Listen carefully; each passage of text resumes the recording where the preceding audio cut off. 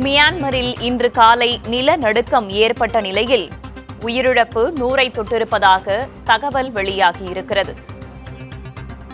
கூடுதல் தகவல்களை வழங்குவதற்காக செய்தியாளர் கணபதி இணைந்திருக்கிறார். அவரிடம் கேட்கலாம். கணபதி, தற்போது சுமார் 100 பேர் உயிரிழந்திருப்பதாக தகவல் வெளியாகியிருக்கிறது. மீட்பு பணிகள் தற்போது அங்கு எந்த அளவில் நடைபெற்றுக் கொண்டிருக்கின்றது?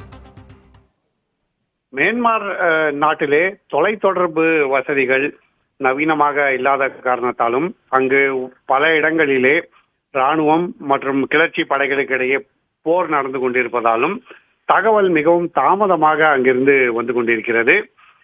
ஒரு கட்டத்திலே 7.7 ரிக்டர் அளவில் இருந்ததாக சொல்லப்பட்ட பூகம்பத்தின் தாக்கம் சிலர் தற்போது அது 8ஐ விட அதிகமாக கூட இருந்திருக்கலாம் என்றெல்லாம் கணக்கிட்டிருக்கிறார்கள். இத்தகைய பல்வேறு குழப்பங்கள் நிலவி வரும் நிலையில்தான் ராணுவம் மூலமாக கிட்டியுள்ள தகவல்கள் மற்றும் அங்குள்ளோர் மூலமாக கிட்டியுள்ள தகவல் படி உயிரிழப்பு 100ஐ கடந்திருக்கலாம் என்று சொல்லப்படுகிறது.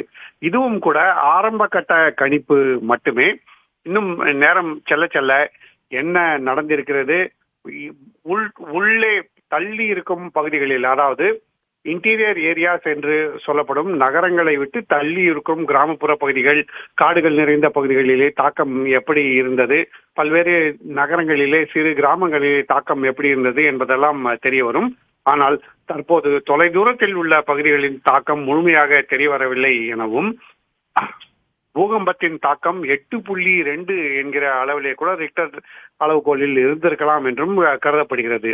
ஆகவேதான் உயிரிழப்பு அதிகம் இருக்கலாம் என தற்போது ராணுவத்தை சேர்ந்தவர்கள் மற்றும் ராணுவம் இல்லாத பகுதிகளிலே அங்குள்ள பொதுமக்கள் ஆகியோர் மீட்பு பணிகளிலே தற்போது ஈடுபட்டிருக்கிறார்கள். இந்த மீட்பு பணிகளின் வேகம் அதிகரிக்கதான் இந்த பூகம்பத்தின் தாக்கம் எப்படி இருந்தது, உயிரிழப்பு எவ்வளவு இருந்திருக்கிறது, உட்கட்டமைப்பு வசதிகள் எப்படி பாதிக்கப்பட்டிருக்கின்றன என்பதெல்லாம் தெரிய வரும். என்றால் மின்சார வசதிகள், சாலை வசதிகள், தொடர்பு வசதிகள் என பல்வேறு விதமான உட்கட்டமைப்பு வசதிகள் பாதிக்கப்பட்டிருக்கின்றன.